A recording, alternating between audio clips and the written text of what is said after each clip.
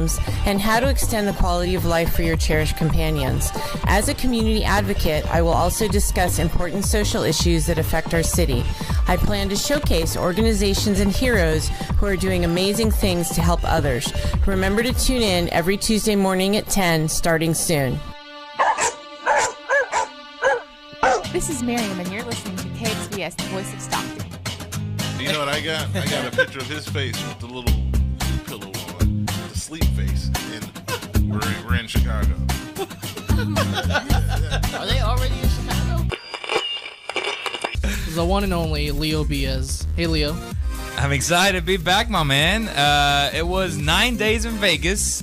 We got stuck in the desert, and we had a little hangover remix out there, man. I wore a wig to school once, and they said no headgear was allowed. How did the spider web was it tights. obvious that it was a wig? Yeah. Oh, okay. I was having fun. Wig. See, this is exactly why we have them on the show, and this is what makes them fun. You're listening to KXVS, the voice of Stockton, 92.1 FM.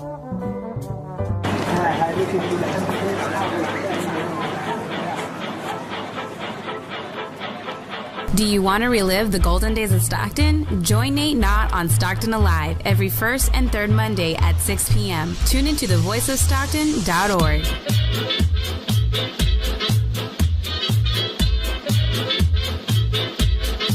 Attention, Stockton.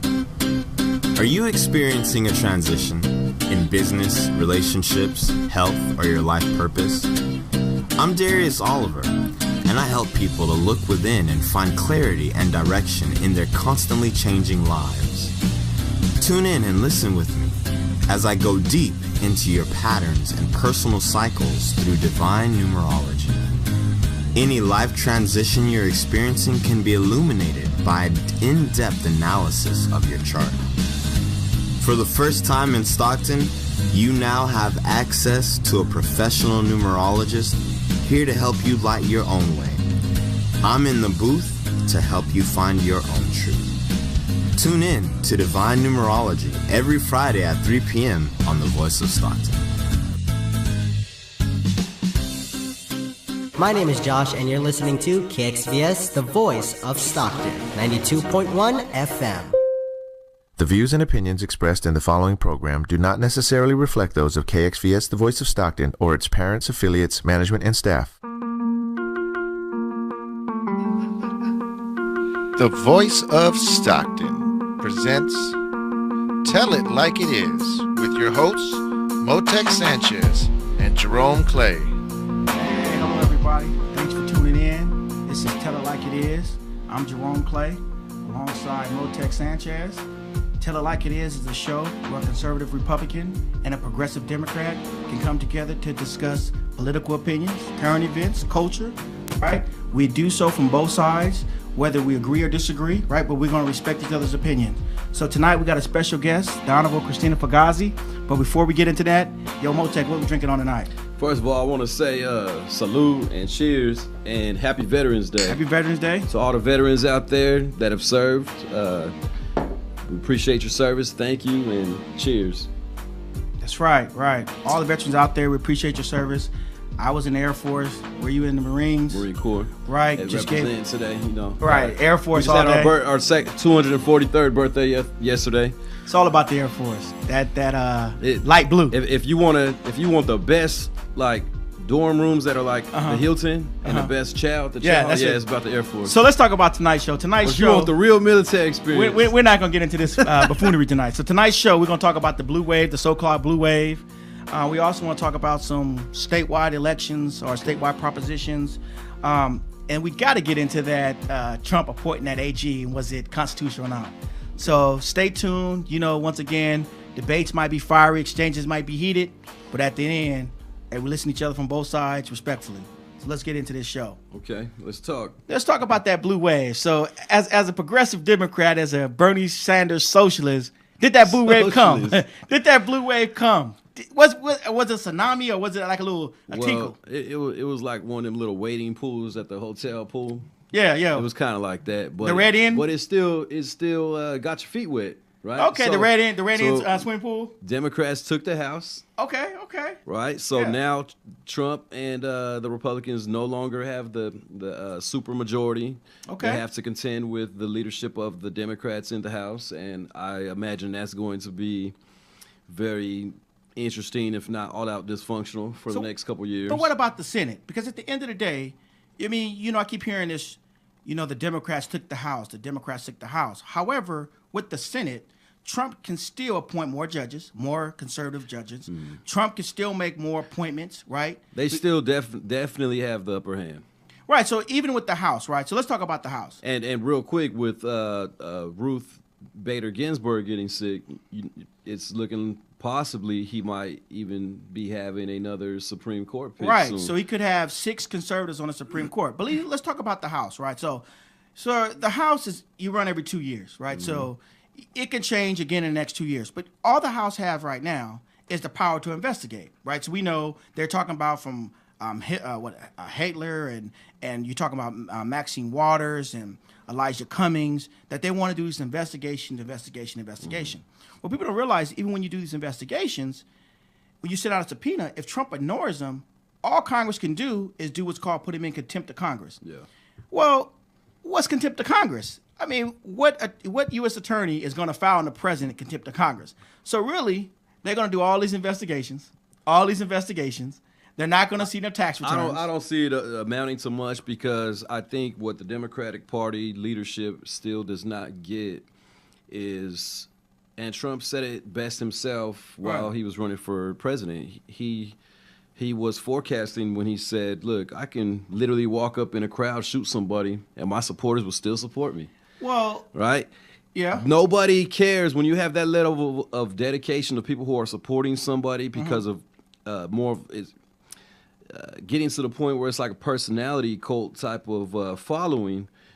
Nobody's going to care about a contempt of Congress or any investigation, because at what point people are becoming inoculated and immune to all of these investigations, even when things are found for him to be guilty. I mean, they threw a porn star at him. They threw tape recordings at him. They got all this evidence that if we were in a different era, right, and you had somebody that was viewed as more respectable to begin with, it would have tore him down. So let's look at John F. Kennedy, because you said a different era. He was sleeping with the honorable, great but all of that didn't come out. Come on, and so he was cheating on Jackie all, Onassis left and right. Let's talk about the great. There's a difference between Stormy Daniel and Marilyn Monroe. Okay, what about the great Bill Clinton? All right, Bill Clinton had Monica Lewinsky. He had Pauletta Jones, right? So he had great Juanita Broaddus, who say he raped her. So we can't say that about Trump. You had a porn star who said that they had consensual sex, right, 10 years ago. Yeah. And then let's talk about the tape. I don't understand what the investigation is about myself, because I mean, he paid her for it. What they were trying to do was say, this is this man's character. But the problem that I have with the Democrats in this strategy is that America is immune to that now because of who you just brought up, which was Bill Clinton. Correct. Because all of the defense that you did of Bill Clinton, who had similar, if not more, worse allegations against him during his tenure, Democrats fought tooth and nail, and they stayed blindly loyal to him, and still to this day put him on a pedestal. So now you try to come out and say somebody who's already known for being a celebrity and has his own show, The Apprentice. I mean, he's firing people left and right, and he's become he even had a roast on the Comedy Channel. So it's like, who's saying things about Donald Trump that people have not already heard or don't expect of him? You're not going to make him drop down any levels of respect in the public eye because a tape recording comes out that he was not being respectful towards women, because people are already not having that expectation of him. But that's why I believe the Democratic Party needs to shift focus to say, look, this is going to be our policy. In the next 2 years, we're going to focus on this policy. Either the Republicans are on board with us or they're not. See, and I'm glad you said that. If they get to that, that's why I think they start gaining respect, they start gaining ground, and they start winning back those 1,300 seats that the Democratic Party lost over Obama's 8 years as president. But watch this, and I'm glad you said that. I don't believe the Democratic Party even have a clue of what they want to do, other than investigate. Because now that they have the House, right, like you said, your big blue tsunami wave, they have the House. They have to now put forth health care because they said they care about health care so much, which they don't. But they have to put together a plan, right? And just like when the Republicans put together that awful plan, everyone can see it and scrutinize it. They also have to put together an infrastructure plan. They also have to put together a tax plan. So it's no more just running their mouth being obstructionists. The time for obstruction is over. Now you have to put up or you have to shut up, right? But what's going to happen is... The time for obstruction is only over until the Democrats get in power and it's a Republican's turn, right? But here's the thing. Let's not act like it's a one-party deal. No, but here's the thing.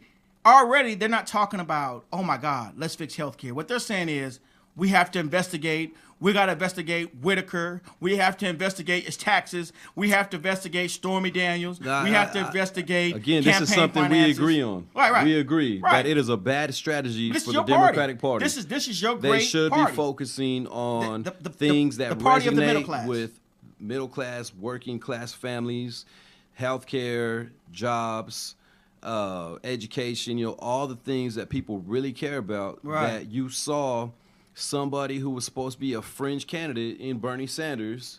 I was a Bernie Sanders elected delegate, and the thing is why his message resonated with people is because he was talking about the real things people care about. He's not coming in and saying, oh, we're going to investigate so-and-so and we're going to do this and that. That's true. He struck a chord, and that's what the Democratic Party didn't understand. And the Republican Party didn't understand about Trump also being that fringe candidate that was not supposed to be the party nominee, is that from two different angles, two different ends of the spectrum, these are people talking about the stuff that everyday people are talking about or want to hear about. Okay. And that's what I feel the Democratic Party leadership is off base and they're missing out on. Well, look at this. Look how the Democrats did Judge Kavanaugh, right? So they immediately assume that he was guilty of a 35-year-old sexual allegation. Whether you believe it or not, right, there was a 414-page report. They interviewed 40 individuals. They tried to interview her parents, refused, and other individuals, right? But you look at the Kavanaugh effect, right? Heidi Heitkamp voted no, lost her seat. You look at Joe Donnell, voted no, lost his seat. Karen McCaskill voted no, lost his seat, right? Was it Lisa Murkowski? I think lost her seat, right? The only one is the one was out in, was it West Virginia? I don't recall the exact I think it was West Virginia, where he won. Remember, he voted yes. He called the president and said, I'm going to vote for Kavanaugh. And he was the only one. So that's another example of what the Democrats are doing. You don't hear them talk about Dr. Ford no more. I mean, every last one of those Democratic senators, she is so courageous. She is, oh, my God, we just love her to death. Now they're silent with Dr. Ford. She's getting death threats, right? They have her life in peril. She can't go back to the school. But I don't see them reaching out, help for her. Where's that same love and compassion they had for her? It went away. You don't even hear them talk about Dr. Ford anymore. They talked about Julie Swetnick. Oh, she's great and compassionate. The one with the 10 gang rapes. You talked about Debbie Ramirez. These individuals now are being referred over to the DOJ for lying. So I think that is what the Democratic Party represents. They want to run with something. Just because they are doesn't mean they did. That's, I just want to state that just because they're getting investigated they didn't mean they did it. By a Trump-run administration doesn't mean I got you. They really did that. I mean, I think regardless of how the Kavanaugh vote turned out, I just want to say that I think it is courageous when a woman comes forward, even if it's 30 years later, and says, look, this is what I know about this individual. You and I see this in our own community all the time. No, right? It is. People we see that, hey, we know so-and-so is like that, but they're saying something different when they're on TV. So it's important for people to speak truth to power regardless of, what the circumstances may be. But if you're coming out, you have to be credible. You can't. I agree. You can't bring in your lifelong friend who said they're at a party, and boom, it's not true. You can't take one of those lie detector tests right when you leave your grandmother's funeral, right in a hotel, and can't remember who paid for it. You can't say you had double doors because of this incident. Come to find out, it's not true. You can't say you're scared to fly and you fly around the world. So if you're going to bring out these accusations, be credible. And you also can't say in 2012 you talked to your psychologist or your psychiatrist and you didn't mention the person's name. Now all of a sudden, right, you don't want to release your reports, but yet you want to be so courageous. So let's be courageous and come out, and women do need to come out, but let's not come out in a way where it looks like it didn't happen. At what point do we call it out? I mean, if it didn't happen, you just now destroy the individual's life. Kids got to go to school, hear about their dads, which might not be true. I think it speaks to where politics are at in this nation right now. And I think, even people that watch our show, that's what they find unique about is that we can talk about an issue and not be at each other's throats. That's true. And I think that is really speaks to, regardless of what happened with either party, what really is the truth, and who I believe or not, or who the system believes or not. It really does illustrate and speak to where politics are at now in this nation, to where you can't every little. It's like today is 100-year anniversary since World War I ended. Right. It's almost like trench warfare, where you got to spend so much energy to gain an inch, and it's just a stalemate where neither side is getting any ground gained. And I think that that's a metaphor for the politics in this country today. At the end of the day, is it serving the citizens of the country and the people that live here and the people that work and contribute and are raising their families? And I think that's what should be the greater focus. And that's a good thing you said that to segue into this topic, the propositions, right? I got a few propositions that I'm highly upset at. The first one, as I told everybody about those chickens, right? I told you. It passed, right? It passed. I told you if you pass that. But Prop 6 failed. I can't believe that. Let me tell you. I don't know what's wrong with y'all. When you go to the grocery store January 1st, right? Now, the chicken, we got to respect the chicken. We got to respect the cow and the chicken. We're going to find out, man. It's going to be a good economic, social experiment. It's going to be crazy. The chicken gets a 4x4, nice living. He gets to have good meals now. You got to say facts. Okay, facts. 1 foot by 1 foot. Oh, okay. Governor Don just corrected me. Thank you. The great Governor Don. He's telling it like it is. Governor Don is telling it like it is. Okay, what is it? 1 by 4? 1 foot by 1 foot. They're 12 inches by 12 inches. See? For their whole life. Okay, one by one. And you know what I think that's too much. That's too much. That's too much. But I want to see, is the effect going to be better when I go to Taco Truck and get the chicken tacos across the street? Right. They're going to taste better now. Okay, well, I'm done with my rant about the $10 eggs. I'm going to have to switch to something else. I'm upset that Prop 6. I don't understand it. But Prop 6 passed? No, it failed.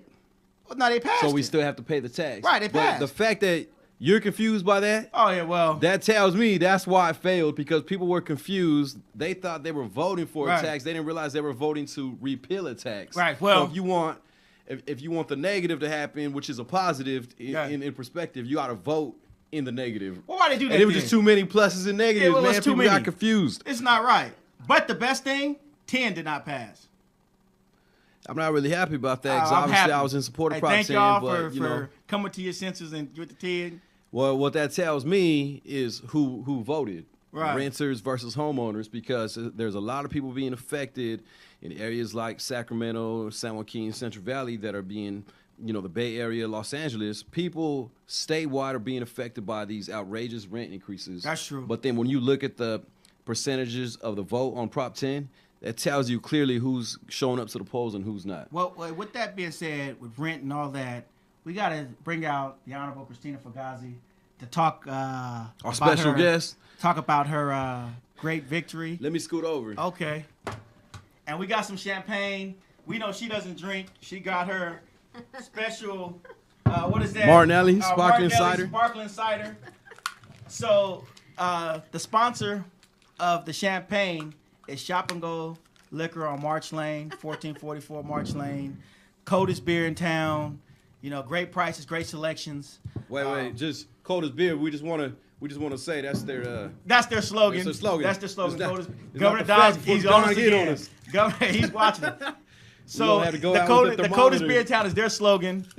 So we don't want to say that's true, because we don't want to get in trouble with Governor Dodge. He's already given us the bad winks. So, oh man, he's telling like it is tonight. So we're gonna celebrate her victory. We went to her after party. Was it after party? What do you call it? After party? Election night. Oh, it's an after party, right? Election one.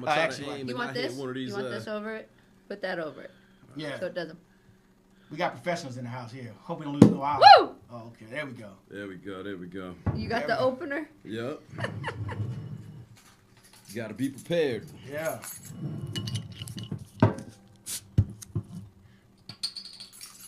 Mine's got a little something. Oh, a little something in it. Okay. It's the apple cider. We had one for Governor Don, but he don't want to drink on the air neither, so we don't. He don't want to drink on the air. You guys, your drinks are pink. Oh man, yeah. Hey. Okay, listen. So not only is it pink, this is for breast awareness. Yeah. Breast awareness. That's what it's for. Okay. We're representing breast awareness. It's always salute. A good time to represent. Salute. Congratulations. That's some good champagne. Okay. So, Ms. Fugazi. Yes. We have to get into this. I've seen a lot of campaign ads run against you, right? And to me, it seems like in your district had a lot of hate going out towards you and your family. I don't really like people attacking people, especially their families. I mean, you want to attack their policies is one thing, but attack individuals personally, I think it's kind of low no matter who's doing it. So, but I really commend you for how you conduct yourself. You didn't really go out and you didn't attack negative with negative. You stood tall, and so I want to commend you for that. But how did you feel about just being attacked from your other colleagues? How did that, and especially, and you're your school teacher. So now you got parents, and so it's not just about the city council because it affects your job, the way you make money, the way that parents look at you, the way students look at you. So kind of, can you tell us, like, how did you feel? Or Well, I mean, I knew something was coming. Okay. I mean, it's silly season, so you have to realize that the potential for people to, come out with negative ads are there. Right. But when I tried to predict how they were going to come at me, right. I had no idea that they were going to come at me, through my profession as a teacher. Correct. And then coming at me with my name. Correct. I mean, that was really tough for me. Right. And as for the videos, calling me a liar, right. I've always been very open and transparent. I in my first video, that's where they were saying, oh, I voted no on Measure A, but I explained why I voted no on Measure A. I wanted it to be a restricted tax. I wanted it specifically to go to public safety. Okay. And so to cut out a little snippet. Can you explain what Measure A is in case of viewers that don't know what Measure A is? So explain what Measure A is and why you voted the way you voted. Right. So back in 2013, there was a special election. Okay. And it was only to increase or to put a tax on the public because we had 71 murders and we're looking at, funding police. But it also was to pay down our debt with the bankruptcy. So was this in Stockton or San Joaquin? No, just Stockton. It was a three-quarter set sales tax. Okay. And what did we have? 22% people vote. 21% showed up. Yeah, it was I don't a very even think small. It was that. It was a very small amount of people that came out to vote for it, and it passed. Measure B, which was the complementary part to that, which was supposed to be the oversight. Okay. Not advisory. It was changed later to be advisory, but initially it was supposed to be the oversight committee for it. Passed at a higher rate. Okay. And so this money was to go to restoring city services, paying down our debt, and then 65% towards public safety. Measure A. Measure A. Okay, so then why did you vote at that time no for it? Because it was going into the general fund. Okay, so it wasn't allocated to what it was saying. Right, and even though they said it would be audited, sure enough, comes back later, oops, it goes into the general fund. We can't audit it. We can't audit it. I've been at those meetings and I've heard it myself. Okay. So my thing was, on my platform voting, or during the election was, I said that my number one job is to make sure that money goes where the public was promised that money would go. Okay. And so my voting record speaks for itself on that, making sure that it goes there. So they came up with this mission critical fund. And part of the money in Measure A was going to upgrading sprinklers when we were in a drought, when we weren't even running the sprinklers. So why would we upgrade sprinklers when we're in a drought? Does that make sense? So I voted no. And people were like, oh, you voted no. I said, yeah, because that's not the money going where it was supposed to. But then they come back and say, well, this is the ramp-up period. So it's actually we're going to have more money go to other things than public safety. And so I've always stood very firm that public safety, public safety, public safety. That's where that money needs to go. So before you make your decisions, right, to me, I've seen you on city council. It seems like you read through whatever policy it is. It don't seem like you just base your vote based on what the other council member does. It seems like you really read and you assess it, and then if it's best for your district and if it's best for Stockton, then you make your yes or no. Is it based on that, or how do you really do your policies, and how do you vote, base your votes on? So there's a lot of things that come into play. We get our agenda Thursday night. Okay. I'm a teacher, so as soon as I can, I briefly peruse it. I just scan through it. Then during the weekend, I will set aside 3 to 4 hours to review every item on the agenda. Now I'm doing Council Members Digest, so I'm actually doing it sooner because I want to report out to the people what are the items on the agenda and how can they participate in that. Because you think about it, the public, we have 315,000. If you count the county pockets, we're looking at 370,000, 380,000 people in Stockton. Okay. But I want them to be active participants. I don't want them to be apathetic. But if I share with them what's on the agenda, something might spark their interest. Right. And then they say, hey, this is how I feel about this. So I always say, please contact me or your council representative and let them know how you feel about these. And my hashtag is show up, stand up, speak up. And so a lot of people reach out to me and say, oh, no, this shouldn't happen, or, oh, I'm in full support of that. Because remember, I'm a representative of the people. Right. And so I don't answer to staff. I don't answer to my fellow council members. I answer to the public, the people that voted me into office. And the last election, or the 2014 election, the entire city had an opportunity to vote for me. That's correct. This election was just my district. Right. And while I have spent countless hours working on items in my district, heck, I showed up to a meeting when I was sicker than a dog. I hadn't eaten for 5 days because there was Victory Park on the agenda, there was the water feature at Weber Point, and there was the marina. Wow. And people said, or the mailer said, I failed District 5. What do you mean? I'm showing up to meetings. I haven't missed a meeting. Was that the meeting that you fainted at the beginning? Yes. That was That to me, that's dedication. Like, because she there was showed no up way. sick and fainted at the beginning of the meeting, and it was in the headline. I recall that. I wasn't at that meeting, but I remember that occurring.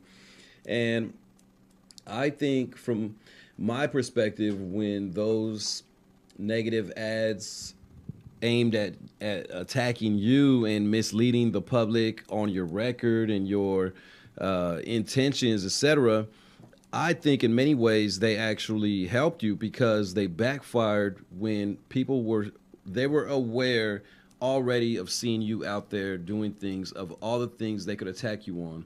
They attacked you on things that people already knew not to be true. Right. And so I think that's why they did not resonate with people, and they, if anything, may have helped you unintentionally. And I think, well, that's why I said that's check a lesson my record. To be learned. Yeah, because I said, go people through can my check news the feed. record. Go through my news feed on my Facebook page. I said, check it all the way back to 2008. I've been working in the community long before I ever was even, considering running for office. I was on the planning commission. Right. But when I make my decisions, I want to hear. I go through that staff report. I ask questions. I ask questions before. When I get the agenda, I will share those with the city manager. Can you please get back to me on these items that I have questions on? And I go, but the public has questions too. And sometimes they don't bring them up until that day or that night. Now let me ask you about the public, right? Because I know you're busy. You're a school teacher. You're also a city council person, man, woman. I don't know how you say it. Can the public reach out to you? Are you accessible? If they call you, can they make office hours? Or if they have concerns in your district or even outside your district? How can they get a hold of you if they really want to know what's going on? Right. So my email address is out there, christina.fugazi@stocktonca.gov. Okay. A lot of people have called me at school because they know they can reach me in that through that method. But most people reach to me on social media. I had somebody when I was walking my district and knocking on doors in one of the precincts that said, Christina, I went to City Hall trying to meet with you, and they said, oh, your office hours are online. I go, well, they are, but you could have left your name and number, and I would have got back to you. So I have Florence Lowe, who is the assistant to all the council members. Okay. And every time she sends me an email or a text message, I call those people back. because there's just no way. You went so far as to look up the number and call. I am going to call you back. And I tried to do it within 24 hours. Okay. To call them back. And I think that's what people see, and I think people share those experiences, and I think that's why people respect you.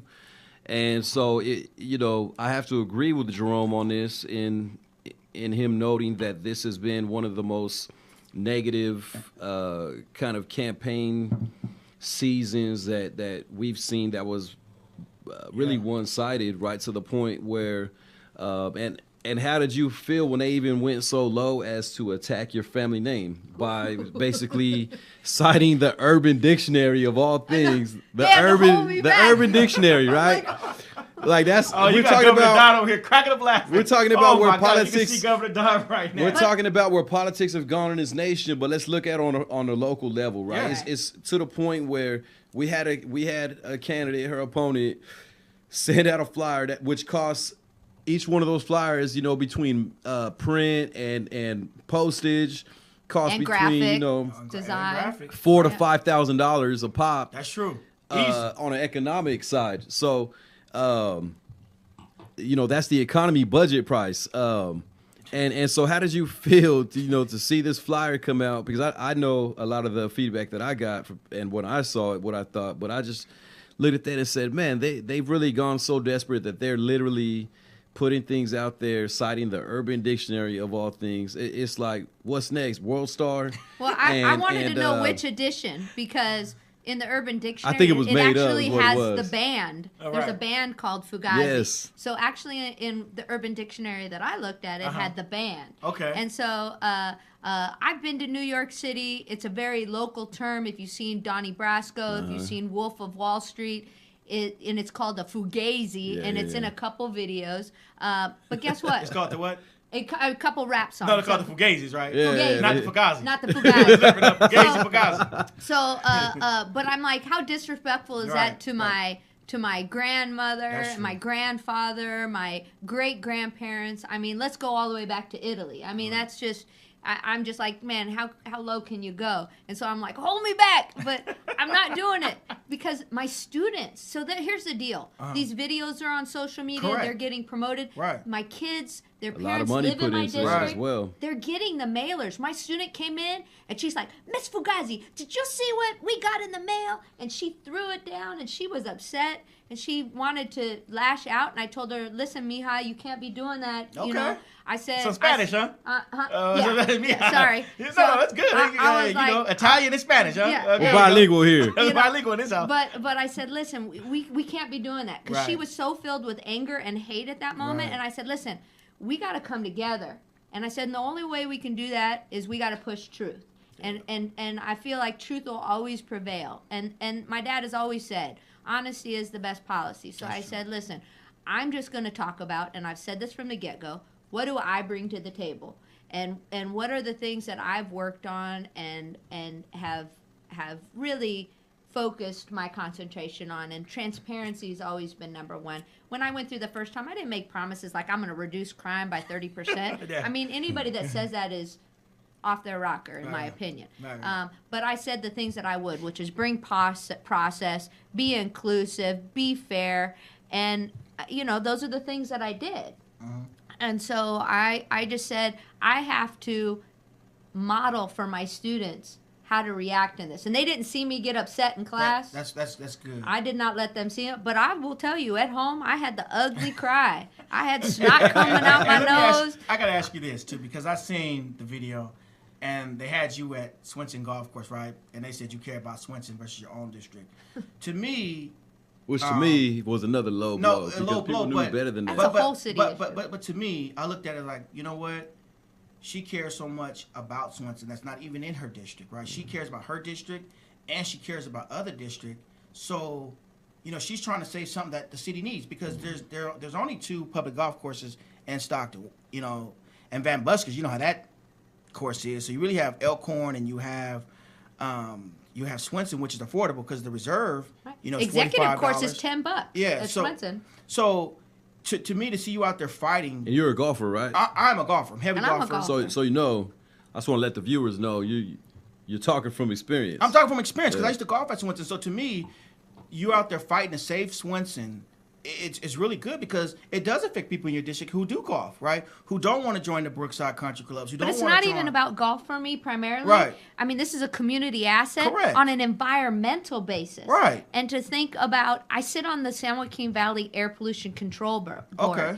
And so that is huge. I mean, we're talking about our air pollution and the fact that if you were to take out that green space in the kind of to build up homes, it's not in the middle of our city, but it's in the core of our city. Right, to build up homes, right? Yeah, and to cover with pavement and asphalt and concrete, and I mean, I just had to sit there and say to myself, how can this be good? Because it also would impact Lincoln Unified. Traffic is already a bear to get there. And you want to put 900 homes? I mean, come on now.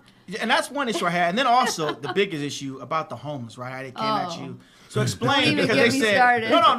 I want you to explain, because they said that you don't attend no meetings. So is that true or not true? Or just explain on it. What's the real truth? First of all, the meetings Tell are it like it is. Tell it like it is. The meetings are at 9 a.m. on Thursday. Okay. I'm teaching biology at 9 a.m. You hear that? Teaching on biology. Thursdays. Okay. I'm teaching about these health and safety issues that are in our community. But guess what? There are no council members that go to these meetings. Our representative is Florence Lowe from the city manager's office. Okay. And now it's Micah Runner. So I went through every single meeting list of minutes of who was in attendance. Okay. There wasn't any council member. So no council member has attended these meetings. No. So when they attacked you, what are they doing? Just going low, right? But guess what? Right. I'm not about talking. I'm about walking. And so you want to talk about the problem? Okay, I'm not going to stand in your way. You find those long-term solutions. But guess what? I am out there. I have done numerous feedings. I have done numerous cleanups, haircuts for the homeless, Arch Break Day at the Stockton Shelter for the homeless.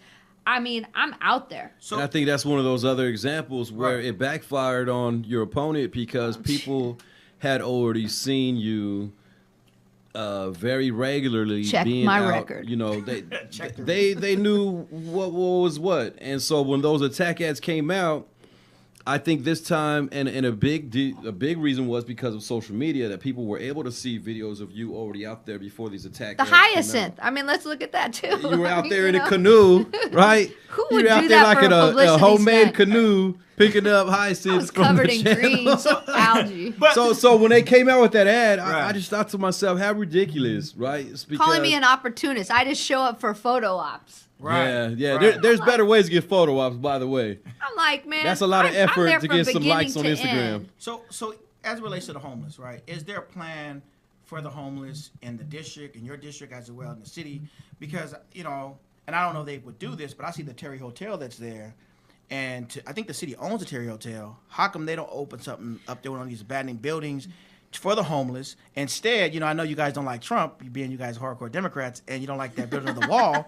But yet Caltrans built that wall and kicked the homeless out. That wasn't a wall. That was a gate. What was it? It was a gate. That was a wall. And it's already torn down. They built that wall. It's So, already torn but I'm just down, saying, man. but as it relates to the Terry Hotel and other buildings that the city owns, I like how you try to. What can we do to put the homeless in there? Okay. Or So those are, it's a great jumping off point because we really haven't had in-depth conversations at the council level. Correct. We've allocated funds. We did the program with Caltrans to hire. Right now, it's 8 people. And they built that wall, right? Caltrans the one that built the wall to kick the homeless out. Yeah. Well, it's a gated community. Oh yeah, they built the wall. Gated.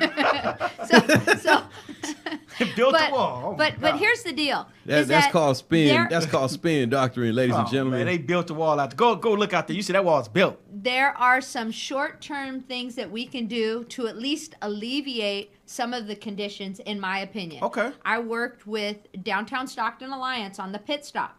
Now, when the council had $1.75 million to spend, instead, they chose to spend it elsewhere. I kept coming back. These are our priorities. I printed out the council priorities.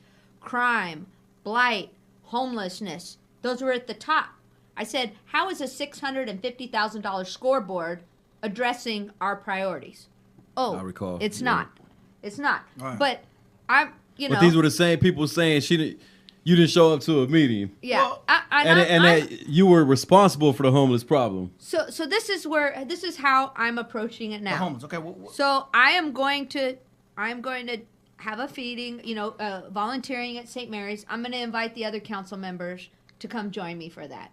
I'm going to invite them to come downtown and walk with me. I'm going to invite them to be part of the solution instead of just putting our heads in the sand and acting like it's not there. Okay. Because it's affecting all of us. And we talked about that, not at at the last meeting, afterwards, because of the number of people that are saying, it's in Brookside, it's up in, it's at Trinity now Park. in Stockton. It's everywhere. I'm born and raised here. I've never seen it this bad, the homeless problem here in Stockton right now. But we all have to just like with anything, we have to acknowledge that, yes, this is an issue. Okay. And then we have to be focused and willing to make the decisions in order to take those steps necessary. So to me, I look at it like this, okay? You know the restaurant that's downtown with French 25, but before that they had 2 other restaurants that failed, right? And the city gave them money to come here, right? I wasn't there here. I'm not saying you was there, but they gave them money to come here. Right. So Just if they like really care Neil about Diamond, about the homeless, they could have took that same money. Oh yeah. And they could have fixed up one of the buildings that they own downtown.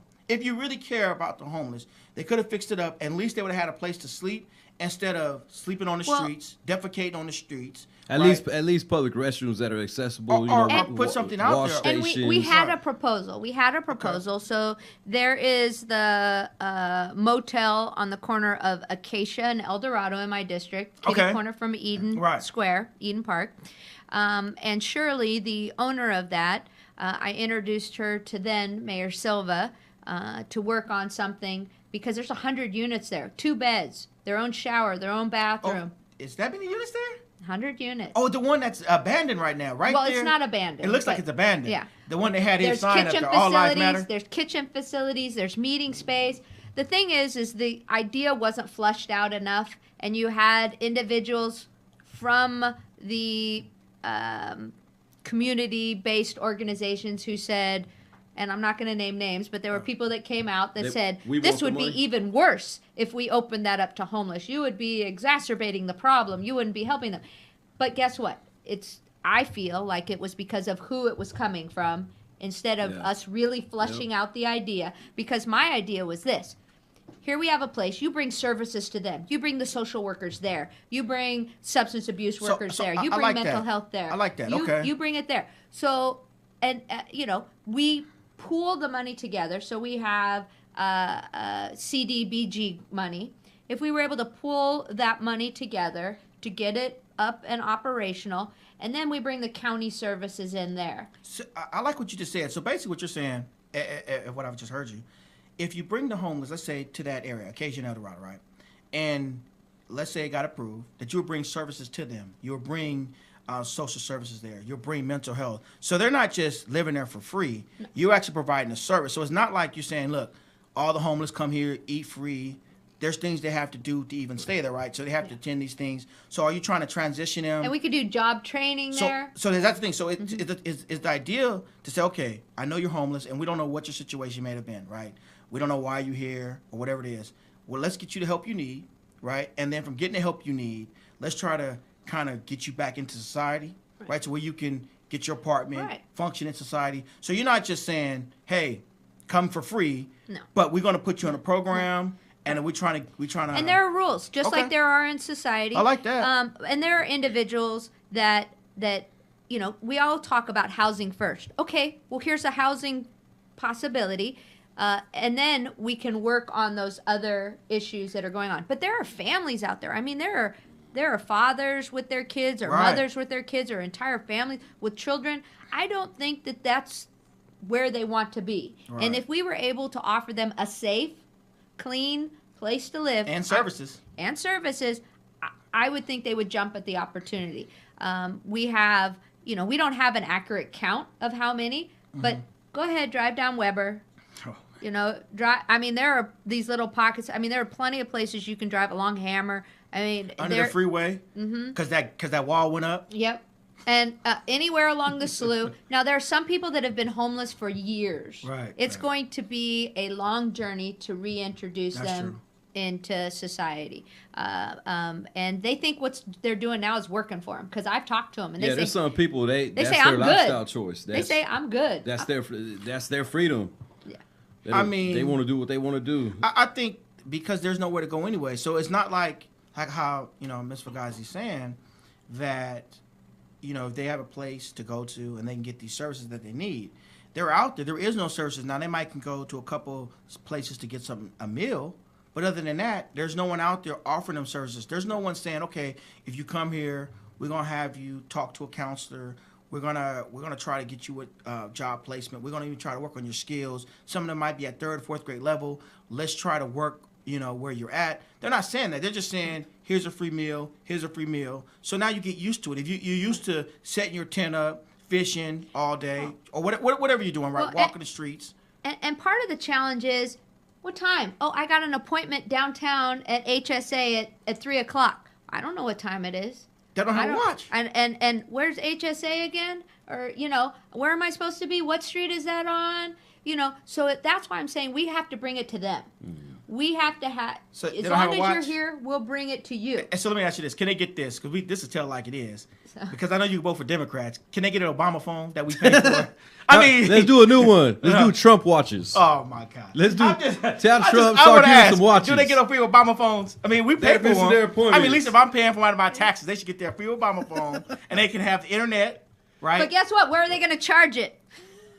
That's a good question. Ain't they charging outlets downtown? They're going to Starbucks. They're going to McDonald's. Yeah, they go right to across McDonald's. from the movie theater, right, in the pole, right, where they take the wires out, so the lights. So there's no don't excuse because they can get that free Obama phone that we pay Actually, for. where the Vietnam Memorial is. Right. I know you guys like that free Obama phone. I've never had one. I can't say I've never had one. But here's the deal. Okay. It's like if you're asking somebody who doesn't have the coping mechanisms or the mental stability in order to arrange their calendar. I mean, if you looked on my phone, my calendar is packed every day, just about every minute. Yeah. Tremaine asked me in the morning, what's on your schedule today?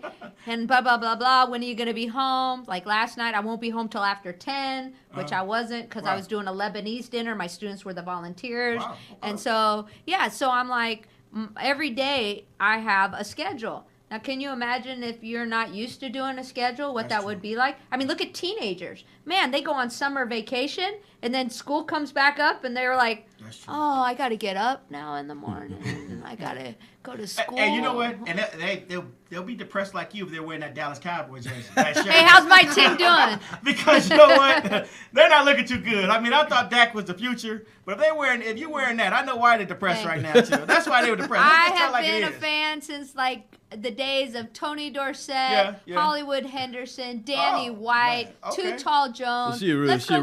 Okay, so you're not a bandwagon. No. No, and Landry, who Lamb. Yeah.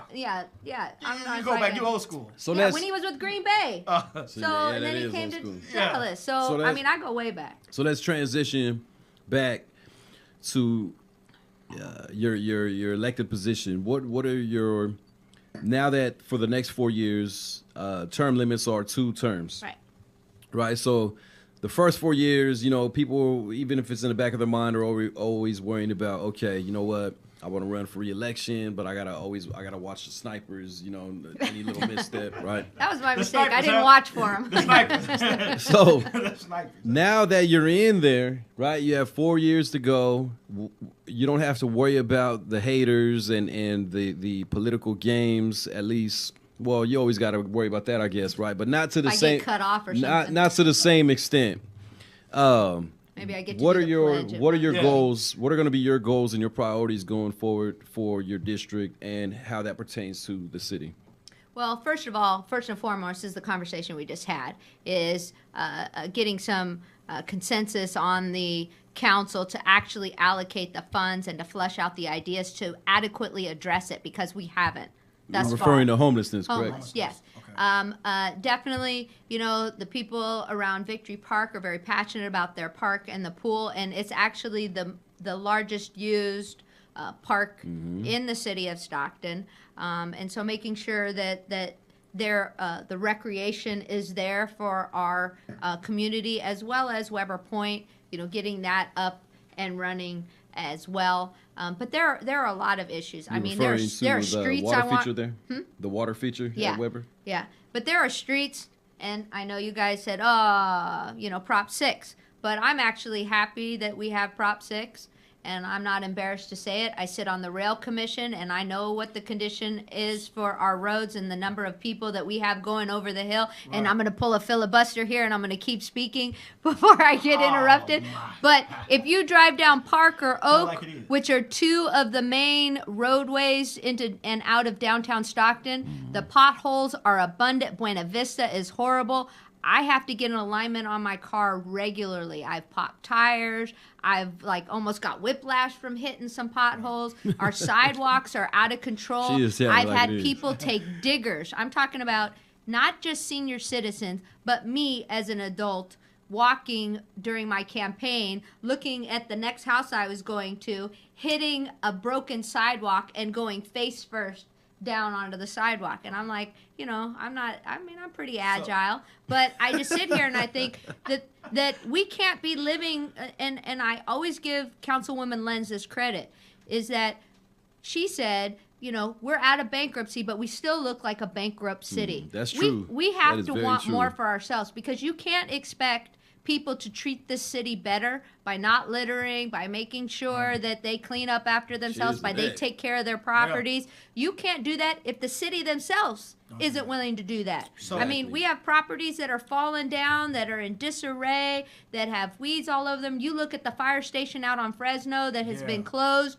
It looks awful. We need to reopen that fire station. Our fire department goes on more calls. I think it's second in the nation for calls for service. I mean, and they're running all day, every day. And we've got an empty fire station. I think that's unacceptable. Especially with arson being up so much in the last couple years. So there's a lot of needs, and I'm going to be working. Unfortunately, I work on a lot of things. I'm a multitasker. I'm ADHD, and so I'm happy about that because it gives me the energy to deal with it. And yes, Mr. Clay, what is your point? Let me go because okay.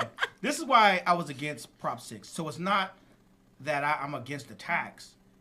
They're going to get the tax, but they're not going to put the money to the road. So I might say I'm against something, not because not that I don't support it, but I know the money's not going to go to where it's supposed to be used. So you're right. The roads are bad. I mean, I live in Brookside, and the roads are horrible there. So let's say we tax in Stockton, and yet if they don't put the money to where it's supposed to go, it's kind of like Measure A is what you're talking. Right. Kind of like Measure A. Well, but this is the way that I read it. Is that's the only place that it can go, including rail. So rail. ACE is going to be going all the way up to Sacramento Metro International Airport. It's going to be going all the way down to Merced. It's going to be cutting over. I mean, we're looking at some connecting directly to BART as opposed to having to get on a bus or a shuttle to get there. If they do that, I'm all for it. My whole thing, why I was against it, was because, they taxed us. You thought it was going to be a bait and switch? Bait and switch. Mm-hmm. That's the only reason why. I get that. And guess what? People are not trustworthy. And they have every right not to be trustworthy because it has happened before. But I have to think, that tax, when it was first initiated way back when, it wasn't indexed. Well, the price of materials and labor have gone up. I'm sorry to say, you can't use that same pot of money to do all the work that we need in this state. Right. And in our city in particular, I mean, people that have back problems, do you know that people purposely avoid streets in this city because they have back problems, because they know that the streets are so poor? Now, you go in that, because I know, you said you walk and you start tumbling down the road, right? I'm glad you didn't sue the city. Thank you that you didn't sue the city, because I don't want my taxes to go up. But that is serious. So let's say someone, are their kids are playing and their kids gets hurt. Could the city be in potential lawsuit for this? Oh, yeah. So, okay. So if a tree falls on somebody's car. Right. Yeah, they. You went tumbling. Let's say somebody wants to go there on that. Yeah, they could. We got sued for our Measure A accounting records by an accountant in town, and the city attorney said, "Yeah, you're right. We didn't spend the money. Like we said, we just transferred it from one account to another." Oh, wow. As was suspected. Yeah, so... And that's when you voted no on. Yeah. So now you understand why I voted no on Prop 6. what you just said right there. So you're going to tell like it is? I get that. But like I said, the agency that I sit on, that money is going to allow people to get out of their cars and into safe, reliable transportation through rail. Okay. And we have number of people that go over the hill trying to get more money. That's true. So they can live here. Right. There takes time away from their families. Right. There is invariably an accident every single day. Right. It's just a matter of time before it's you. Especially with these roads. You know. But I mean, and then Tracy is supposed to be developing 2,000 acres with 36,000 employees and thousands of trucks every day.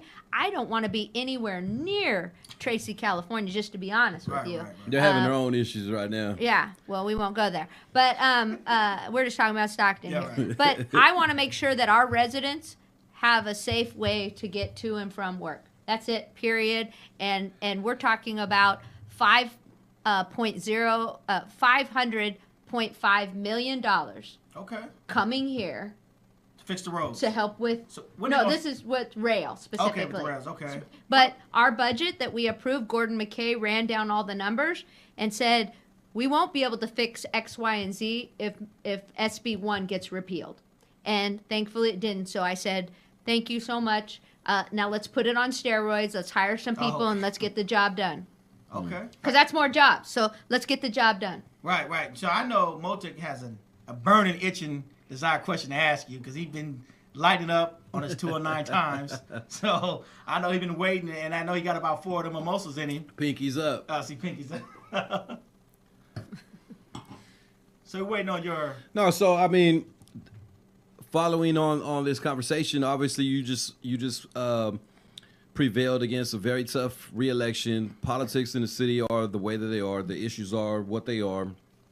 Your opposition that seems to be a unified front involving multiple council members and board of supervisors came against you, and you prevailed. So, cheers to that, right? Yeah, Again, cheers. salute. Salute.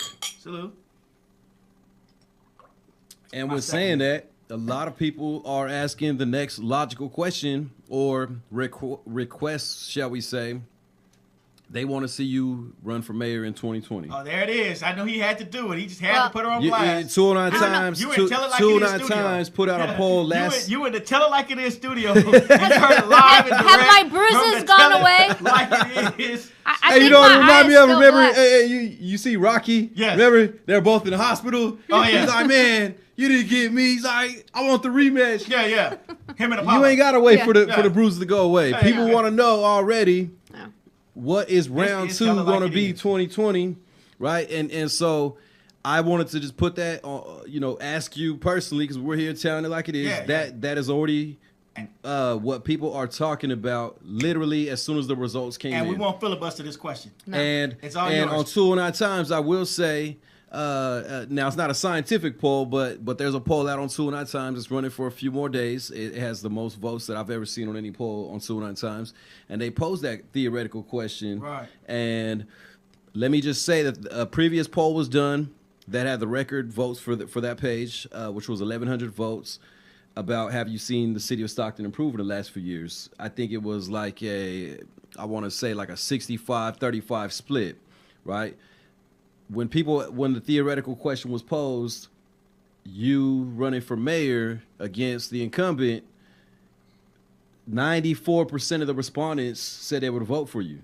And that surprises a lot of people as far as the lopsidedness of the expectations, or maybe rather what people want to see or expect from their government. And I think you being here, communicating a lot of things that you have, you fought very hard for Fair Oaks to reopen. They see you out there hands-on in the channel, cleaning up garbage, cleaning up the Mormon slough, asking the tough questions, even though you're in the minority during city council meetings, feigning during meetings, showing up to every public event under the sun, so people, I think, have your work and your efforts have not gone unnoticed. That's so true. That being said, what do you think about that? Well, I would just like to say that, this last election was personally very hurtful and brutal to me. And to think that of another election just 2 years from now, I I've never been through childbirth except when I was born. Okay. But I think, like somebody who goes through it and then you see the baby and it like wipes it away. No, it doesn't. You still know it. You still know it hurt like hell. Okay. And so, I'm Mothers to election. I am, and you're saying, stay away from me. Don't touch me ever again. And that's kind of where I'm at right now. I really want to focus on the work. I want to focus on collaboration with my fellow council members. I want to support the mayor on his good ideas. You bring me a good idea, I want to support you on that good idea, because guess what? It helps our city as a whole then. So bring in those good ideas and let me support you and work with you. I want to work as part of the team. I'm tired of being on an island. I'm tired of being ostracized. I'm tired of being treated badly. I want to work with you. And if you can't see that, then we're all losing in the whole discussion. I mean, I can't say it any other way. And I love being a teacher. I invite you. You've been to my school. I invite you to come to my class. I came to the mock trial. Yeah. Yeah, we're going to take you down. Yeah, it ain't going to happen. But sorry to burst your bubble on that one. But anyway, check the record. Okay. We're a dynasty. Tell it like it is. But I mean, I love my students. And, you think people think I'm going to be the answer. You know what? The answer is in all of us. The answer is in all of us, as my hashtag says, show up, stand up, speak up, and then put your money where your mouth is, and you come out there and roll up your sleeves and work with me. I'm not asking you to work for me. I'm asking you to work with me side by side. And if we can all do that and put aside our personalities, I don't like you or what? Put aside our political differences. Yeah. That's right. Because we can all agree on certain things. That's right. I mean, you're tired of having to see the state of our city. You're tired of saying, well, let's work together. It doesn't matter if you're red, you're blue, you're purple, you're orange, whatever. Come on now.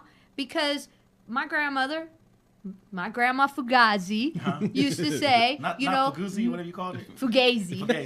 No, Fugazi. Fugazi, okay. Used to say, many hands make for light work. She was Republican, wasn't she? So, you know what? I'll tell you this. At the next GOP convention, we're gonna recruit you. But guess what? You're talking our language right now. My grandmother, she let anybody in her house. She would give people a place to stay. She'd feed them. She'd get them a job so they could get back on their feet. And so I learned a lot from my grandmother, and I loved her. And she was the first female manager for Woolworth Company. They flew her to Honolulu, Hawaii. I mean, she was a go-getter with only an 8th grade education, but she was sharp. She had a mind for math, for numbers. Oh, she was amazing. And I love her, to death. I wish she was still here. But she would have said, you know what, I told you should have learned to cook and clean. That's why you never got married. Oh, my God. Oh, my God. She was telling it like it is? She was telling it like it is. She would. She would. Tell it like it is was a show. She would say, Mavakaga. But you know what? I do got to respect the fact that even though you're not going to tell us you're going to run for mayor or not, the simple fact that you're willing to put aside what happened to you during the campaign to say, I want to work with the mayor, I want to work with the city council members, let's make Stockton better, right? Let's make Stockton great so when people come to Stockton or people who living in Stockton can say, I'm from Stockton, and people not laughing at us, like, oh, that's the murder capital of the world. So I really commend you to, even after all this, you could have came on and said, yeah, I'm going to run and I'm going to do this. But you said, you know what? No. I'm going to focus on, my district. I'm going to focus on the city. And I'm going to focus on working with the mayor when he brings me good ideas. I'm going to focus on working with city councils when they bring me good ideas. And let's stop all the bickering and let's come together. Because I truly believe if you guys come together in the city council, right, really come together as a really cohesive body, that we can make Stockton better. Because you have good ideas, they have good ideas, and that's what it's about. It's about putting your political differences aside, like me and Motec, right, Republican, Democrat. We put it aside and let's talk. Right? There's something we can agree on, and let's get to that, and let's build upon that and make Stockton better. And I really do commend you for saying that, and that really not bashing your opponents, taking the high road, because your students, they're gonna look up to you, and they probably do look up to you, and you're setting an example for them, right? So if you can get bashed publicly, and you don't retaliate, even though you might say things at home, but they don't see it, and even now. This is for the world to see, right? And you're not bashing your opponents. That's something your students can say, wow, well, what if my teacher Fugazi can do this, then I can do it. Right. If somebody at school talks about me, I could take the high road. Like, Michelle Obama, when they go low, we go high. Mm-hmm. I really believe in that. When they go low, we go high. We don't kick them, but we go high. So, right. I mean, that's... What if it's a jump kick? We don't kick them. We go high.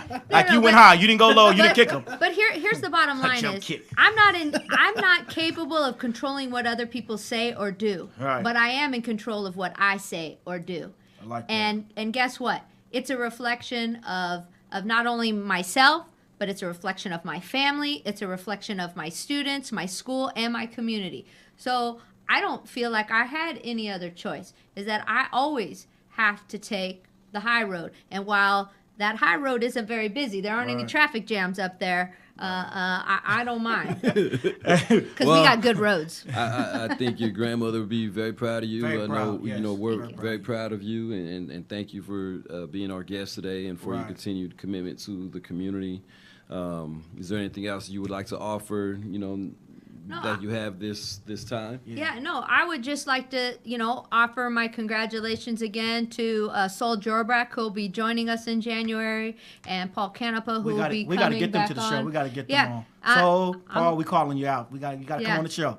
No, but I'm looking forward to working with them. Saul has been on the planning commission, and Paul being a business owner in this city, lifelong, and a former council member, and a former council member who worked on audit, committee, was chair of audit committee. I mean, I'm looking forward to that. And again, I am looking forward to continuing to work with the mayor and the other council members as well in order to forward this city as a whole. So, yeah. And that was good. Hey, salute. But I got to say thank you to Governor Don. He produced our show. Not only that, but he's making sure the facts are on point. Oh, man, he's the man. He's over there laughing at sometimes, and he gives us a stink eye sometimes. But I want to say we appreciate you. Thanks for putting us on. Salute. We got some champagne for you, Don. Salute. All right, everybody. That's our show for this week. Thank you for tuning in. Share on Facebook, on Twitter, whatever avenue you see this on, and we appreciate coming here and sharing our thoughts and having this discussion because we know a lot of people out there are doing the same. Thank you.